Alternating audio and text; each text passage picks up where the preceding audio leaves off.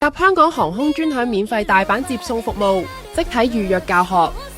喺購買機票之後，喺 App 入面嘅支付成功頁面，撳限時體驗個掣，再撳接機預約個掣，再填寫所需嘅資料，提交成功之後就會有個 QR code。如果之前唔記得預約都唔緊要，你可以喺 check-in counter 或者 lounge 都有得 scan QR code 再做登記，我哋就可以出發去大阪啦，起飛啦！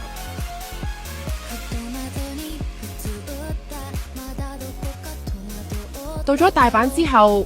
向住 Starbucks 方向行，喺 Starbucks 對面就會見到接送車 counter， 俾返預約個 QR code 職員 scan， 成功之後，職員會俾條行李帶掛喺所需行李上面，方便司機之後幫你搬行李，之後就可以等上車啦。夠鐘職員就會點齊人數，佢就會帶你去上車嘅位置。我哋首先會坐旅遊巴，到中轉站之後再轉9人車到酒店。真係做到機場直達酒店，到咗上車位置，司機會幫你拎行李上車。去到中途站，職員會叫你落車再轉9人車，好快就會到酒店啦。到咗酒店之後，司機都會幫你拎返行李落車，真係皇帝級享受啊！立即到香港航空官網預訂大阪機票，一票直達你想目的地。